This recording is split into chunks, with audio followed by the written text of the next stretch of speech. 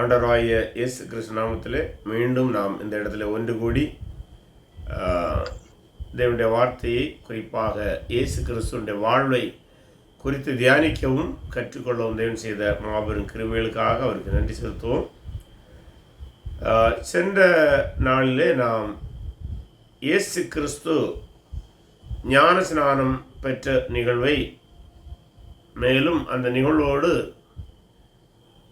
வானத்திலிருந்து ஒரு சத்தம் கேட்டு இவர் என்னுடைய நேசகுமாரன் என்று சொல்லி மேசியாவை அடையாளப்படுத்திய நிகழ்வை நாம் பார்த்தோம்.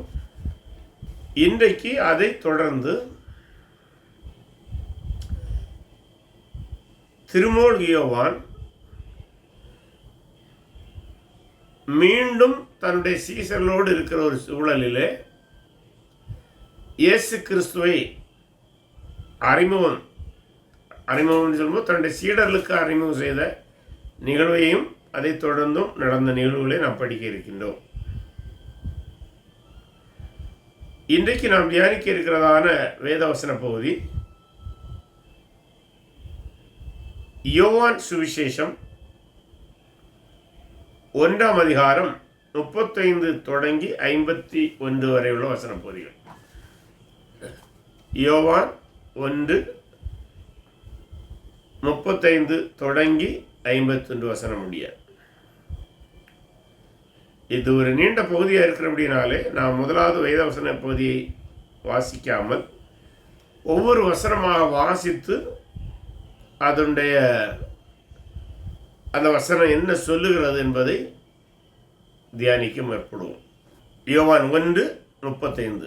மறுநாளிலே யோவானும் அவனுடைய சீஷரில் 2 பேரும் நிற்கும் பொழுது. இந்த மறுநாளில் என்று சொல்லும்போது இது ஏற்கனவே நடந்த நிகழ்வுக்கு அடுத்த நாளாக இருக்க வேண்டும். ஆனால் சில அறிஞர்கள் மறுநாள் என்கிற வார்த்தையை இன்னொரு நாள் என்று புரிந்து கொள்ள வேண்டும் என்று சொல்கிறவர்கள் இருக்கின்றார்கள். ஆகவே இந்த நிகழ்வு அடுத்த நாளாக இருந்திருக்கலாம், அல்லது ஒரு சில நாளுகளுக்குள்ளாகவே தொடர்ந்து நடந்திருக்க வேண்டும். எப்படி இருந்தாலும் நமக்கு அது பிரச்சனை இல்லை. அது ஒரு குறிப்பிட்ட நாளிலே நடந்தது என்பது உண்மை, நமக்கு அது போதும். ஆகவே மறுநாளிலே யோவான் என்றால் மீண்டும் குழப்பிக்கொள்ளக்கூடாது. இந்த யோவான் திருமுழுக்கு யோவான் அல்லது ஜான் த பேப்டிஸ்ட். யோவானும் அவனுடைய சீஷரில் 2 பேரும் நிற்கும்போது, அவனுடைய சீஷர் 2 பேரும் என்றால் நாம் ஏற்கனவே பார்த்திருக்கின்றோம். யோவான் மனம் திரும்புங்கள், பரலோகராஜ்ய சமீபமாக இருக்கிறது என்று சொல்லி அந்த செய்தியை விசுவாசிக்கிறவர்களுக்கு ஞான ஸ்நானம் கொடுத்து வந்தான். அந்த ஞான ஸ்நானம் அடிப்படையிலே அதை ஏற்றுக்கொண்டவர்கள் அவருடைய சீடர்களாக கருதப்படுவார்கள். ஆகவே அவ்வண்ணமாக ஏற்கனவே யோவானுடைய செய்தியை விசுவாசித்து அவனை பின் செல்கிறதான 2 பேர் அங்கே நிற்கின்றார்கள். இந்த இடத்துல அவர்களுடைய பெயர் கொடுக்கப்படவில்லை. அவர்கள் கீழே வரும்போது அது யாருடைய பெயர் என்பதை நாம் பார்க்கின்றோம். 40ஆம் வசனத்திலே அந்த பெயர் கொடுக்கப்பட்டுள்ளது. யோவான் சொன்னதை கேட்டு அவருக்கு பின் சென்ற 2 பேரில் ஒருவன் சீமோன் பேதுருவின் சகோதரனாகிய அந்திரேயா என்பவன். ஆகவே ஒருவனுடைய பெயர் நமக்கு தெரிகிறது, இன்னொருவனுடைய பெயர் நமக்கு தெரியவில்லை. ஆகவே பல அறிஞர்கள் அந்த பெயர் தெரியாத சீஷன் யார் என்ற கேள்விக்கு சொல்கிற பதில், அது பெரும்பாலும் அல்லது நிச்சயமாக கூட இந்த யோவான் சுவிசேஷத்தை எழுதிய அந்த நபர்தான் இன்னொரு சீஷனாக இருக்க வேண்டும் என்று கருதுகிறார்கள். சரி, நமக்கு அது பிரச்சனை இல்லை. யோவானாக இருக்கலாம், இன்னொருவராக இருக்கலாம். ஆனால் 2 பேருமே செய்தது என்னவென்றால், யோவானுடைய சாட்சியை கேட்ட பின்பு யோவானை விட்டு இயேசுவை பின்பற்றினார்கள். அது மிக முக்கியமானது. சரி, மறுநாளிலே யோவானும் அவனுடைய சீஷர் 2 பேர் நிற்கும்போது இயேசு நடந்து போகிறதை அவன் கண்டு, இயேசு அந்த வழியாக மீண்டும் போகிறார், அல்லது இயேசு ஞான ஸ்நானம் சம்பந்தமான நிகழ்வுகள் எல்லாம் முடிந்து ஒருவேளை ஓரிரு நாள் அந்த இடத்துல தங்கிவிட்டு தன்னுடைய பணி ஆரம்பிப்பதற்காக புறப்பட்டு சென்ற வேலையாக கூடாது இருக்கலாம். இயேசு நடந்து போகிறதை அவன் கண்டு, இதோ தேவ ஆட்டுக்குட்டி என்றான். மேலே என்ன சொன்னால், இதோ உலகத்தின் பாவத்தை சுமந்து தீர்க்கிற தேவ ஆட்டுக்குட்டி என்று 29 வசனத்தில் சொன்னான். இங்கே அதைத்தான் சுருக்கமாக தேவ ஆட்டுக்குட்டி என்று சொன்னான். தேவ ஆட்டுக்குட்டி என்றால் நமக்கு தெரியும், பழைய ஏற்பாட்டிலே மனிதர்களுடைய பாவத்திற்காக பிராயச்சித்தம் செய்யும்படி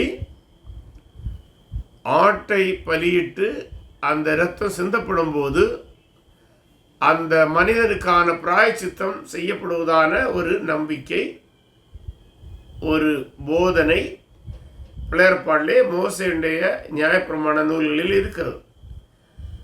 இது யோவான், திருமூழ்கி யோவானுக்கும் தெரியும், அங்கிருந்த 2 சீடர்களுக்கும் தெரியும். ஆகவே தேவ ஆட்டுக்குட்டி என்று சொல்லும் போதே அது இயேசு கிறிஸ்து மனிதனுடைய பாவத்துக்காக பலியாக போவதை உருவகப்படுத்துகிற ஒரு செயல்தான். ஆகவே மீண்டும் இதோ உலகத்தின் பாவத்தை சுமந்து தீர்க்கிற தேவ ஆட்டுக்குட்டி என்று சொல்ல வேண்டிய தேவையில்லை. அந்த கருத்து உள்ளடக்கியதான் இருக்கிறது. ஆகவே இதோ தேவ ஆட்டுக்குட்டி என்றான். அவன் அப்படி சொன்னதை அவ்விரண்டு சீஷரும் கேட்டு இயேசுக்கு பின் சென்றார்கள். எந்த 2 பேரும்? அந்திராயாவும் இன்னொருவரும். நாம் அதை ஏற்கனவே பார்த்து விட்டோம். இயேசு திரும்பி அவர்கள் பின் செல்வதை கண்டு, இயேசு திரும்பி பார்க்கிறார். அப்படின்னா யோவான் சொன்னதை விட சற்று தூரமாய் கூட இயேசு கடந்து சென்றிருக்க வேண்டும். இவர்கள் பின்தொடர்ந்து சென்றதினாலே ஒருவேளை சந்தடி சாக்கிலே சின்ன சத்தம் வந்திருக்கலாம், அல்லது இவர்கள் தங்களுக்குள்ளாகவே பேசிக்கொண்டு வேகமாக அவரை பின்தொடர்ந்த போது இயேசு திரும்பி பார்த்திருக்கலாம். அது தன்னுடைய தெய்வீக தன்மையினாலே கூட பின்னால் வருவதை அறிந்து அவர் திரும்பி பார்த்திருக்கலாம். பின் செல்கிறதை கண்டு, என்ன தேடுகிறீர்கள் என்றார். என்ன தேடுறீங்க? இயல்பான உரையாடல் தான். அதற்கு அவர்கள், ரபி, நீர் எங்கே தங்கியிருக்கிறீர் என்று கேட்டார்கள். என்ன? ரபி என்றால் போதகர். போதகரே, நீர் எங்கே தங்கியிருக்கிறீர் என்று கேட்டார்கள். நமக்கு அங்கேயும் விளக்கம் இருக்கிறது. ரபி என்பதற்கு போதகரே என்று அர்த்தமாம். அதாவது யூத மதத்தினுடைய முக்கியமான சாராம்சங்களை அல்லது அது சார்ந்த இறையியல் கருத்துக்களை பிற மனிதர்களுக்கு கற்றுக் கொடுக்கிற போதகர்களாக இருக்கிறவர்களே ரபி என்று சொல்லுகிற வழக்கம் முதல் நூற்றாண்டிலே இருந்தது. ஆகவே இயேசுவை அவர்கள் ஒரு ரபியாக, யூத மதத்தை போதிக்கிறவராக கருதி அவர்கள் பேசுகிறார்கள். ஏன்னா இயேசு குறித்து அவர்கள் இன்னும் முழுமையாக அறியவில்லை.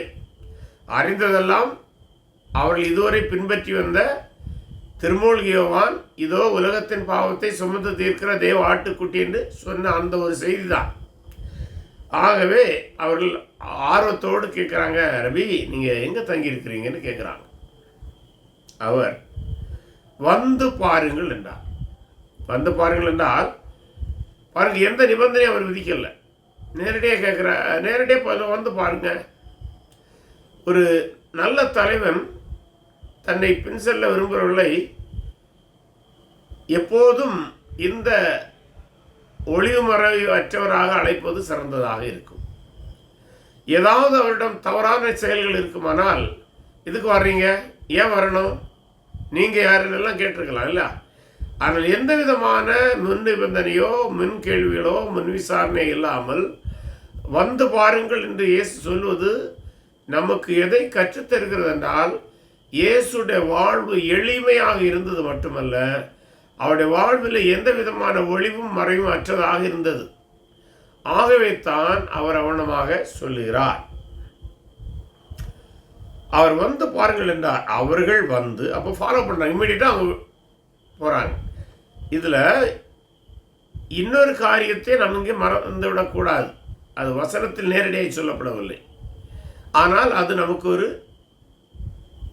அழகான பாடத்தை கற்றுத்தருகிறது. என்னன்னா, இதோ தேவ ஆட்டுக்குட்டி என்று சொன்னவுடன் திருமூழ்கி யோவானை பின் சென்ற 2 பேர் அவனை விட்டுவிட்டு இயேசுவை பின் செல்கிறார்கள்.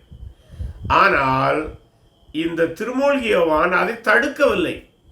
ரொம்ப முக்கியமான ஒரு செயல். ஏனென்றால் இந்த திருமூழ்கி யோவான் இன்னொரு இடத்திலே சொல்லியிருக்கிறார், நான் செருகவும் அவர் பெருகவும் வேண்டும். பாருங்க, அதற்கு ஏற்றபடி தன்னுடைய வாழ்க்கையை அவர் வைத்திருந்தார். என்னை விட்டு 2 பேர் இயேசுடன் தானே போகிறாங்க என்ற மனப்பாங்குடையவராக இருந்தார். அதாவது தான் முக்கியமல்ல, மேசியா முக்கியம் என்பதை அவர் அறிந்திருந்தார். ஆகவே அவர்கள் வந்து அவர் தங்கியிருந்த இடத்தை கண்டு, எங்க தங்கியிருந்தாரு, வீட்டில் தங்கியிருந்தாரா, அதெல்லாம் இங்கே சொல்லப்படவில்லை. அல்லது வனாந்தரத்திலே ஒரு இடத்துல தங்கியிருந்தாரா, அதுவும் சொல்லப்படவில்லை. தங்கியதை கண்டு அன்றைய தினம் அவரிடத்தில் தங்கினார்கள். ஒரு நாள் தங்கினார்கள். அப்போது ஏறக்குறைய 10 மணி வேளையாக இருந்தது. இந்த 10 மணியை குறித்து 2 கருத்து இருக்கிறது. ஒன்று, இது யூத 10 மணி என்றால் மாலை 4 மணி அளவை குறிக்கும். ஏனென்றால் யூதர்கள் தங்களுடைய நேர கணக்கை மாலை 6 ஆரம்பித்து காலை 6 மணி வரையும், காலை 6 மணியிலிருந்து மாலை 6 மணி வரையுமாக 2 கட்டமாக கணக்கிடுவார்கள். ஆகவே காலை 6 மணியிலிருந்து 10ஆம் வேளை கணக்கிட்டால் இது யூத வேளையாக இருக்குமானால் சாயங்காலம் 4 மணியை சொல்கிறது. ஆனால் ரோமர்களுடைய நேர கணக்கீடை இங்கே குறிப்பிடுவதாக இருந்தால் அது எதை சொல்கிறது என்றால், நடு இரவிலிருந்து ரோமர்களுடைய நேரம் ஆரம்பிக்கும். நம்ம இப்போ நம்முடைய நேரத்தை கணக்கிடுகிறோம் அல்லவோ, அதே அளவில் தான். அப்படி இருக்கும் பட்சத்தில் அது பெரும்பாலும் காலை 10 மணியாக இருக்க வேண்டும். ஆகவே இது இரவா அல்ல மாலை வேளையா காலை வேளையா என்று தெளிவாக சொல்ல முடியவில்லை. ஆனால் பலருடைய கருத்து என்னவென்றால், அன்றைய தினம் அவரிடத்தில் தங்கினார்கள் என்று சொல்கிறபடினாலே ஒருவேளை இது யூத நேரமான மாலை 4 மணி. ஏன்னா அப்போ தான் அதை அடுத்து சீக்கிரத்தில் இருட்டிவிடும். ஆக அவர்களுடைய தங்க வேண்டிய சூழலும் உண்டாகும். ஆகவே அது யூத நேரமாக இருக்கலாம் என்று சொல்கிறார்கள். எப்படி இருந்தாலும் அது ஒரு இறையியல் பிரச்சனைக்கான தேவை அங்கே இழவில்லை. காலையாக இருந்தால் என்ன, மாலையாக இருந்தால் என்ன, ஒரு நாள் அவர்களோடு தங்கினார். அவர்கள் இயேசுவிடம் வந்து தங்கினார்கள். காலையிலிருந்து மாலை தங்கி இரவும் தங்கியிருக்கலாம், அல்ல மாலையிலிருந்து மறுநாள் இரவு, அன்று இரவுலிருந்து ஒரு நாள் தங்கியிருக்கலாம். எப்படியும் அது ஒரு நாளாகத்தான் அந்த காலத்திலே கணக்கிடப்பட்டது. ஆகவே ஒரு நாள் அன்றைய தினம் அடுத்து தங்கினார்கள். 40ஆம் வசனத்தில், யோவான் சொன்னதை கேட்டு அவருக்கு பின் சென்ற 2 பேரில் ஒருவன் சீமோன் பேதுரு சகோதரனாகிய அந்திரேயா என்பான். நாம் இதை ஏற்கனவே பார்த்து விட்டோம். 41ஆம் வசனம், அவன் முதலாவது தன் சகோதரனாகிய சீமோனை கண்டு, அப்படியானால் தங்கிய பின்பு இவர்கள் பேதுரை சந்திக்கிறார்கள். பேதுரு யாரு? அந்திரேயோட சொந்த சகோதரன் தான், மூத்த சகோதரனாக இருக்க வேண்டும். சீமோனை கண்டு மேசியாவை கண்டோம் என்று சொன்னான். ரொம்ப முக்கியம் பாருங்க, ஒரு நாள் தங்கின பின்பு இவங்க தேவ ஆட்டுக்குட்டி என்று இவங்க சொல்லலை. யோவான் ஸ்நாபகன் இது தேவ ஆட்டுக்குட்டி என்று சொன்னார். ஆனால் இவர்கள் என்ன சொல்றாங்க பாருங்க, ரொம்ப முக்கியமானது, மேசியாவை கண்டோம் என்று சொல்றாங்க. மேசியா யார்? மேசியா என்றால் யூதர்கள் எதிர்பார்த்திருந்த ராஜா. யூதர்கள் எதற்காக ராஜாவை எதிர்பார்த்திருந்தார்கள்? யூதர்களுடைய முதல் ராஜா சவுல் நமக்கு தெரியும். அடுத்து தாவீது, சாலமோன், ரெகோபயாம், அப்படி 20 மேற்பட்டவர்கள் அவர்களை ஆண்டார்கள். ஆனால் பிற்காலத்திலே பாபிலோனில் வந்து எருசலேமை சிறைபிடித்து அழித்து போட்டார்கள். ஆலயத்தை இடித்தார்கள். ஆனால் இடிக்கப்பட்ட ஆலயத்தை மீண்டும் இஸ்ரா காலத்தில் கட்டி முடித்தார்கள். அந்த ஆலயத்தை பிற்பாடு ஏரோது செப்பனிட்டான். ஆனால் அவர்கள் அந்த எருசலேம் ஆலயம் கிமு 586 இடிக்கப்பட்ட பின்பு அன்று தொடங்கி இன்று வரை ஏதாவது ஒரு ஆட்சியாளர்கிட்ட கீழே அடிமையாக இருக்கிறார்கள். பாபிலோனுக்கு பின்பு மேதிய பர்சியரிடம் இருந்தார்கள். மேதிய பர்சியருக்கு பின்பு கிரேக்கர்களிடம் அவருடைய பகுதி ஆட்சிக்கு சென்றது. கிரேக்கர்களுக்கு அடுத்தது ரோமர்களுடைய ஆட்சி வந்தது. இவ்வளமாக இயேசு கிறிஸ்து வாழ்ந்த காலத்தில் இந்த யூதர்களுடைய நிலப்பகுதியானது ரோமருடைய ஆட்சிக்குள்ளாக இருக்கிறது. ஆகவே இந்த விதமான அடிமைத்தன ஆட்சியிலிருந்து மேசியா வந்து விடுவிப்பார் என்பது யூதருடைய எதிர்பார்ப்பும் யூதருடைய ஆசையும் நம்பிக்கையுமாக இருந்தது. ஆகவே இயேசுவோடு தங்கின இந்த அந்திரேயா தன் சகோதரனாகிய பேதுரை கண்டு சொல்கிறார், மேசியாவை கண்டோம், இவர்தான் மேசியா. அவரோட தங்கி அவருடைய வாழ்க்கையை அவருடைய போதனை பார்த்தபோது கேட்டபோது வேறு யாரும் மேசியாவாக இருக்க வாய்ப்பில்லை என்பதை அறிந்து மேசியாவை கண்டோம் என்று தெளிவாக சொல்றார். மேசியா என்பதற்கு கிறிஸ்து என்ற அர்த்தமாம், அதாவது ராஜா என்ற அர்த்தம். கிறிஸ்து என்று கிறிஸ்து நம்ம சொல்கிறோம். அநேக வேளை கிறிஸ்து என்கிற வார்த்தையை நாம் சரியாக புரியவில்லை. கிறிஸ்து என்றால் ராஜா என்று பேர். அப்போ நாம் கிறிஸ்தவர்கள் என்றால் ராஜாக்கள் அல்லது ஆள பிறந்தவர்கள் என்பதுதான் அதனுடைய பொருள். அதை நல்லா புரிஞ்சிருக்கணும். அது ரொம்ப ஒரு அறிவுபூர்வமான சிந்தனைக்குரிய ஒரு வார்த்தை. ஆகவே நம்மை கிறிஸ்தவர்கள் என்று சொல்லும்போதே நமக்கு ஒரு மகிழ்ச்சி வர வேண்டும். நாம் இந்த உலகத்தை ஆள பிறந்தவர்கள், எவனமாக கிறிஸ்துவுக்குள் ஆள பிறந்தவர்கள், கிறிஸ்துவோடு ஆள பிறந்தவர்கள், கிறிஸ்துவின் வல்லமையினாலும் ஞானத்தினாலும் ஆள பிறந்தவர்கள் என்பதை மனதில் வைத்துக் கொள்ள வேண்டும். அதை இன்னொரு முறை விரிவாக விளக்கலாம். இங்கே கிறிஸ்து என்று அர்த்தமா? பின்பு அவனை சொல்லிட்டு அதோட நிறுத்தல, அது ரொம்ப முக்கியம். 42 வசனம், பின்பு அவனை இயேசுவிடத்தில் கூட்டிக் கொண்டு வந்தான். இயேசு அவனை பார்த்து, நீ யோனாவின் மகனாகிய சீமோன், நீ கேபா எனப்படுவாய் என்றார். கேபா என்பதற்கு பேதுரு என்று அர்த்தமா. இதில் 3 பேர் வருது இல்லையா? ரொம்ப ஆச்சரியமாக இருக்கும். அது சிலர் என்ன சொன்னாங்கன்னா, சீமோன் என்றால் கேட்பவன் அல்லது குயிக் டு ஹியர், வேகமாக கேட்கக்கூடியவன், எதையும் கேட்கக்கூடியவன் என்கிற பொருளுடையது என்று சொல்கிறாங்க. அடுத்ததாக கேபா எனப்படுவா என்றால், கேபா என்றால் அது அராமிய மொழி வார்த்தை. அராமிய மொழி என்றால் இயேசுடைய தாய்மொழி அராமியம் என்று சொல்கிறார்கள். அராமியம் என்றால் அரபி மொழி அல்ல.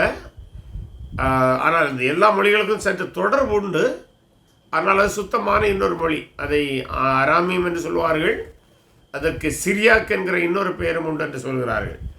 இந்த அராமிய மொழியிலே, இயேசுவின் தாய்மொழியாகிய அராமிய மொழியிலே அல்லது கலிலேய பகுதியிலே பேசப்பட்டு, அந்த காலத்தில் அதிகமாக பேசப்பட்டு வந்த இந்த அராமிய மொழியிலே கேபா என்றால் பாறை என்று அர்த்தம். இந்த கேபா என்கிற கிரேக்க பதம் பேதுரு. பேதுரு என்றாலும் பாறை என்றுதான் அர்த்தம். மறைவிடம் என்கிற இன்னொரு பொருளும் உண்டு. ஏன்னா பாறைக்கு முன்பாக மறைந்து கொள்ளுதல் அல்லவா? ஆகவே மறைவிடம் என்கிற இன்னொரு பெயரும் அல்லது பொருளும் உண்டு. இவனமாக அந்திரேயா தன் சொந்த சகோதரனாகிய பேதுருவை இயேசுடன் அழைத்து வருகிறார். மறுநாளிலே இயேசு கலிலேயாவுக்கு போக மனதாயிருந்து பிலிப்பை கண்டு, நீ எனக்கு பின் சென்று வா என்றார். பிலிப் என்பவன் அந்திரேயா பேதுரு என்பவருடைய ஊராகிய பெத்சாயிதா பட்டணத்தான். இது எல்லாமே அந்த கலிலேயா பகுதிகளை சேர்ந்த கிராமங்கள் தான்.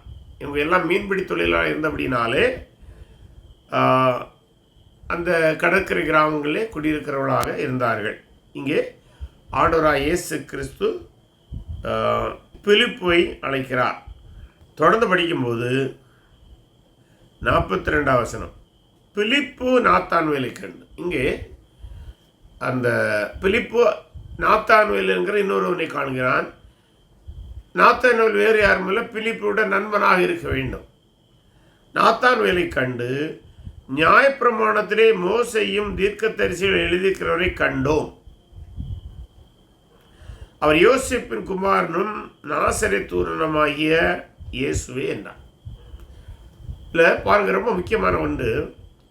மோசே என்ன எழுதியிருக்கிறார்? மோசே உபாகமம் 16:18 தேவன் என்னை போல் ஒரு தீர்க்கதரிசி உங்கள் மத்தியிலே உங்கள் சபையிலிருந்து எழும்ப பண்ணுவார் என்று சொல்லியிருக்கிறார் அல்லவா? அதைத்தான் இவர் குறிப்பிடுகிறார். மேலும் தீர்க்கதரிசிகளும் எழுதியிருக்கிறார் என்று சொல்லும்போது தீர்க்க தரிசன புஸ்தகங்கள் எசையா, எரேமியா, எசேக்கியேல், தானியேல் என்று பல தீர்க்கதரிசிகளிலே இயேசுவை குறித்து, இயேசு என்றால் மேசியாவை குறித்து பல குறிப்புகள் தீர்க்க தரிசனமாய் சொல்லப்பட்டுள்ளன. ஆகவே தான் மோசையும் பிற தீர்க்கதரிசிகளும் சொன்ன மேசியாவை குறித்த தீர்க்க தரிசனங்கள் இயேசுடைய வாழ்வோடும் இயேசுடைய போதனையோடும் ஒத்துப்போனதை அவர்கள் ஓரிரு நாட்களை கண்டு கொண்டார்கள். கண்டபடியினால் தான் சொல்றாங்க, தீர்க்கதரிசிகளும் மோசையும் கூறியவரை நாங்கள் கண்டோம் என்று பிலிப்பு நாத்தான்வேல் சொல்றான். ஆனால் அதில் ரொம்ப முக்கியமான காரியம் சொல்லிவிட்டு யோசேப்பின் குமாரனும் நாசரேத்தூரனுமாகிய இயேசு என்றான். இங்கே யோசேப்புடைய குமாரன் என்றால் இயேசு மரியாளுக்கு பிறந்தவர். ஆனால் சட்டப்படி, அந்த நாட்டு சட்டப்படி தந்தையாக கருதப்படுகிறவர் தான் அந்த பெயரை சொல்லுவாங்க. ஆகவே அப்படி சொல்லுகின்றார். ஆகவே யோசேப்பின் குமாரனும் நாசரேத்தூரனும் சொல்றார். இதில் ஒன்று ரொம்ப ஆச்சரியமான ஒரு காரியம். அடுத்த வசனத்தை பார்க்கும்போது தான் அது தெரியும். 46ஆம் வசனம். அதற்கு நாத்தான்வேல், நாசரேத்திலிருந்து யாதொரு நன்மை உண்டாகக்கூடுமோ என்றான். ரொம்ப முக்கியம். ஏன்னா அந்த முதல் நூற்றாண்டிலே யூதர்கள் மத்தியிலே ஒரு சொல் வழக்கு இருந்தது. அது நாசரேத்திலிருந்து எது நன்மை உண்டாகக்கூடுமா என்பது நமக்கு வசனம் போல தெரிகிறது. அது ஒரு இழிச்சொல். அதாவது நாசரேத்தில் உள்ள மக்களை, இந்த குறிப்பாக எருசலேமில் உள்ள மத தலைவர்கள் இழிவாக பார்ப்பார்கள். கலிலேயாவும் நாசரேத்தும் ஏகதேசம் ஒரே நிலப்பகுதி தான், ஒரே ரீஜன் சொல்லுவோம், ஒரே பிராந்தியம் என்று சொல்லுவோம். ஆனாலும் ஒரே பிராந்தியத்துக்குள்ளாக நாசரேத்தை கலிலேயாவில் உள்ளவர்கள் இழிவாக பார்க்கிறார்கள். ஏன் அப்படி இழிவாக பார்த்தார்கள்? இதை நாம் ஏற்கனவே இன்னொரு வீடியோவில் பார்த்துருக்கோம், இன்னொரு கிளாஸில் பார்த்துருக்குறோம். ஏனென்றால் நாசரேத்து நல்ல உழைப்பாளிகள் உள்ள இடம், செழிப்பான இடம், பொருளாதாரம் எல்லாம் உள்ள இடம் தான். ஆனால் அங்கு இருக்கிற மக்கள் எருசலேமில் இருக்கிற மக்களோடு ஒப்பிடும்போது கல்வியில் குறைந்தவர்கள். ஆகவே நாசரேத்தை எல்லாவற்றிலும் இழிவும் பழிப்பும் பேசக்கூடிய ஒரு மனநிலை எருசலேமில் இருந்த யூத மத தலைவர்களிடம் இருந்தது, கலிலேயாவில் உள்ளவர்களிடம் இருந்தது. அதனால தான் நாத்தான்வேல், நாசரேத்திலிருந்து நன்மை வருமா? நாசரேத்திலிருந்து நல்லவனே கிடையாது, நாசரத்தில் அறிவுள்ளவனே கிடையாது, நாசரத்தில் புத்தி உள்ளவனே கிடையாது. அப்படி இருக்கும்போது அங்கிருந்து மேசியா எப்படி வருவது? நம்ம தமிழ் மொழியில் ஒரு பழமொழி உண்டு, சேற்றில் தான் செந்தாமரை மலரும் இல்லையா? அதற்கொப்ப ஒன்றை புரிந்து கொள்ள வேண்டும். நாசரேத் அப்படி இவர்கள் நினைத்த வண்ணமாக இழிவான இடம் அல்ல. ஏனென்றால் நாசரேத்து அந்த கிராமத்திலே எலிசாவுடைய ஊழியங்கள் அங்கே நடந்ததாக கருதப்படுகிறது. ஆகவே இவர்கள் முதல் நூற்றாண்டிலே அந்த இடத்தை இழிவாக பார்த்தாலும் ஏற்கனவே அங்கு சிறந்த மனிதர்கள், தீர்க்கதரிசிகளுடைய பணி நடந்த ஒரு இடம்தான். ஆனால் இவர்கள் அதெல்லாம் மறந்துவிட்டு இப்படி ஒரு இழிவான சொல்லை முதல் நூற்றாண்டிலே சொன்னார்கள். ஆனால் சேற்றிலிருந்து சந்தாமரை வளர் போல ஒருவேளை இவருடைய பார்வையிலே நாசரேத் இழிவாக எண்ணப்பட்டாலும் அங்கே தான் இயேசு வளர்ந்தார். அது பிறந்த இடம் இல்லை, அதோடைய பூர்வீக இடம் பெத்லகேம், ஆனால் வளர்ந்த இடம். ஆனால் பாருங்க, வெளிப்போன ஆரோக்கியம் கொண்டு போகல, மிக அருமையாக பதில் சொல்கிறார். இயேசு சொன்ன பதில் அப்படியே சொல்கிறார். இயேசு சொன்ன பதில் அவங்களுக்கு, இயேசு எப்படி யோவானுடைய 2 சீடர்களிடம் வந்து பார் என்று சொன்னாரோ அதே போல் இவன் என்ன சொல்கிறான், வந்து பார் என்றான். 46 வசனத்தை கடைசி பகுதி. இயேசு நாத்தான்வேலை தம்மிடத்தில் வர கண்டு. உடனே நாத்தான்வேலும் ஒரு நல்ல ஒரு மனிதனாக இருக்க வேண்டும். அவனும் ஆர்கியூமெண்ட்டுக்கோ டிஸ்பியூட்டுக்கோ போகலை, சர்ச்சைகளுக்கு போகாமல், சரி பிலிப்பு தான் நம்மளுடைய நல்ல நண்பன், அவன் என்ன சொல்கிறானே போய் பார்ப்போமே, இயல்பான ஒரு நிகழ்வாகத்தான் அது இருக்கிறது. வருகிறான். நாத்தான்வேலை தம்மிடத்தில் வர கண்டு அவனை குறித்து, இதோ கபடற்ற உத்தம இஸ்ரவேலர் என்றான். எதனால் கபடற்ற உத்தம இஸ்ரவேல் என்று சொன்னார் என்றால், இயேசு சொன்னார் என்றால் முக்கியமாக 2 காரியத்தைக்காக சொல்லியிருக்கலாம். ஒன்று, இயல்பாகவே அவன் கபடற்ற குணமுடையவனாக இருக்கலாம். ஏன்னா கபடற்றவனாக இருந்தபடினால்தான் சும்மா நாசரியத்திலிருந்து வந்தவர் என்று சொன்னோன்னா அப்படியே நம்பாமல்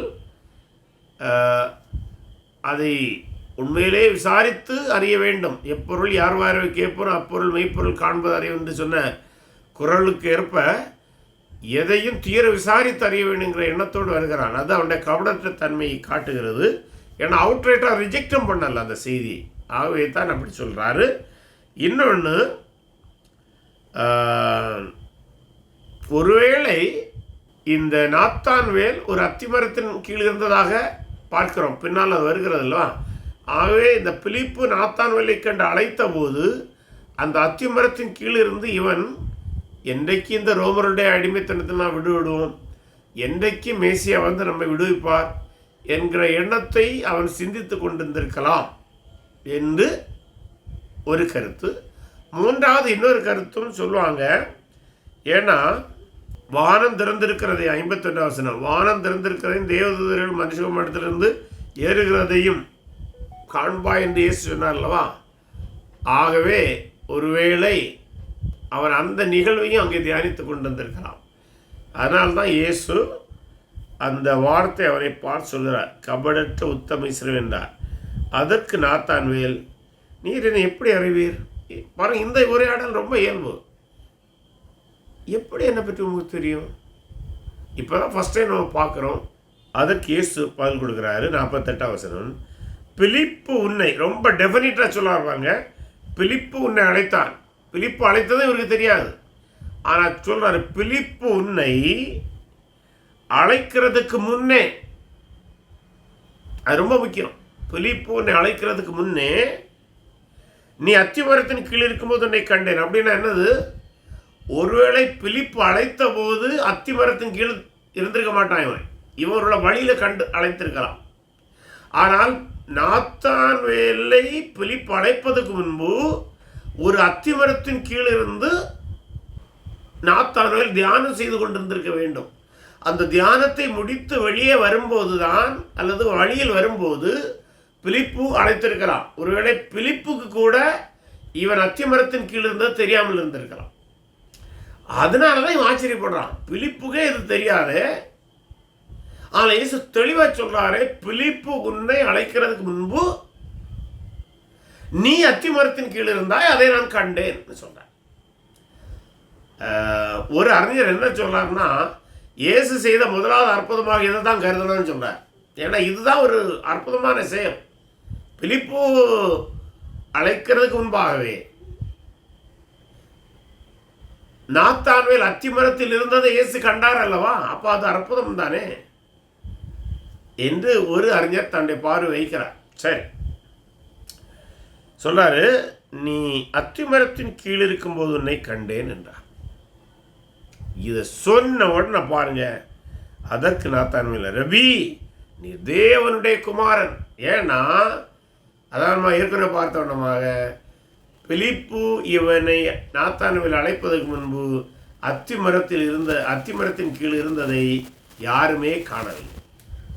இயேசு கண்டேன்னு சொன்ன உடனே இவன் நினைக்கிறான், இது சாதாரண மனிதனால் செய்ய முடியாது, இது தேவனுடைய குமாரனால் செய்ய முடியும், தேவனால் தான் செய்ய முடியும், மேசியாவால் தான் சொல்ல முடியும் என்று ஆச்சரியப்பட்டு, ரவி நீ தேவனுடைய குமாரன், நீ இஸ்ரவேல் ராஜா. இப்போ இவனே அறிக்கையிடுறான், நாசரேத்திலிருந்து நன்மை வரக்கூடுமோ என்று கேட்ட அதே நாத்தான்வேல் இப்போ சொல்றான், நீர் தேவனுடைய குமாரன், நீர்தான் இஸ்ரவேலின் ராஜா, நீர்தான் எங்களை இந்த அடிமைத்தனத்தை விடுவிக்க கூடியவர் என்று அறிக்கையிடுகிறார். ஒருவேளை அத்திமரத்தின் கீழ் இருந்து நாத்தான்வேல் எதை தியானித்திருக்கலாம்? இதைத்தான் தியானித்திருக்கலாம். மேசியா எப்போது வருவார், எங்களை எப்போது விடுவிப்பார் என்று அவன் தியானித்திருக்கிறான், ஜெபித்திருக்கிறான். நீர் இஸ்ரவேலின் ராஜா என்றான். இயேசு அவனுக்கு பிரதித்திரமாக, அத்திமரத்தின் கீழே உன்னை கண்டேன் என்று நான் உனக்கு சொன்னதினாலே விசுவாசிக்கிறாய்? இதிலும் பெரிதானவைகளை காண்பாய். இது சின்னது, இன்னும் பெரிய காரியங்களை நீ காண இருக்கின்றாய் என்று சொல்லிவிட்டு சொல்றாரு, பின் அவரை நோக்கி, வானம் திறந்திருக்கிறதையும் தேவதூதர்கள் மனுஷகுமாரிடத்திலிருந்து ஏறுகிறதையும் இறங்குகிறதையும் நீங்கள் இது முதல் காண்பீர்கள் என்று மெய்யாகவே மெய்யாகவே உங்களுக்கு சொல்கிறேன். தேவதூதர்கள் யாக்கோபுடைய ஒரு தரிசனத்திலே அவன் அப்படி கண்டான் அல்லவா? அதை இயேசு இங்கே ஏன் சொல்லுகிறார் என்று சிலருடைய கேள்வி இருக்கும். அதற்கு சிலர் என்ன சொல்கிறாங்கன்னா, ஒருவேளை மேசியாவுடைய ஆட்சியின் போது தேவதூதர்கள்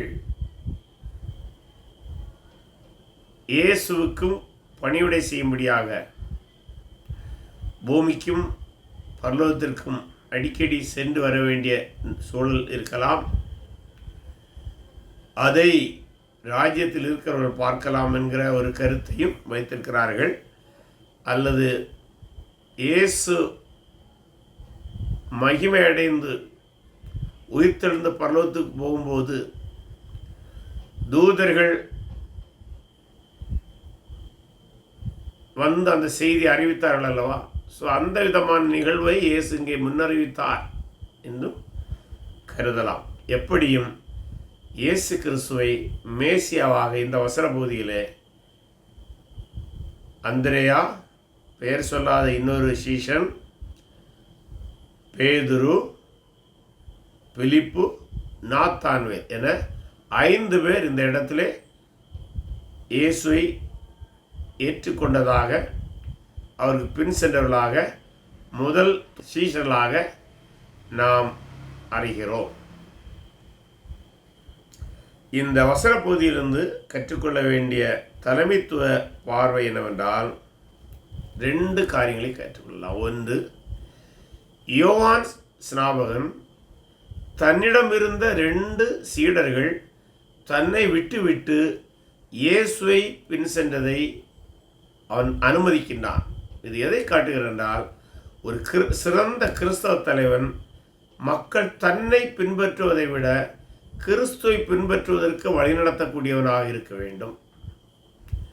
2வது, இயேசு கிறிஸ்து வந்து பார் என்று எந்த நிபந்தனையும் இல்லாமல் அவர்களை அழைத்தது அவருடைய ஒளிவு மறைவற்ற வாழ்க்கைக்கு முன் உதாரணமாக இருக்கிறது. ஆகவே ஒரு கிறிஸ்தவ தலைவன் கிறிஸ்துக்கு நேராக தன்னை பின்பற்ற வழிநடத்த வேண்டும். தன்னை மட்டும் பின்பற்றினால் என்று போதும் என்று கருவிடக்கூடாது. அவ்விதமாக மனித துதிபாடிகளுக்கு நாம் எச்சரிக்கையாக இருக்க வேண்டும். 2வதாக, ஒளிவு மறைவற்ற வாழ்க்கை தான் ஒரு சிறந்த கிறிஸ்தவ தலைவனுக்கு நல்ல அடையாளமாக இருக்கு.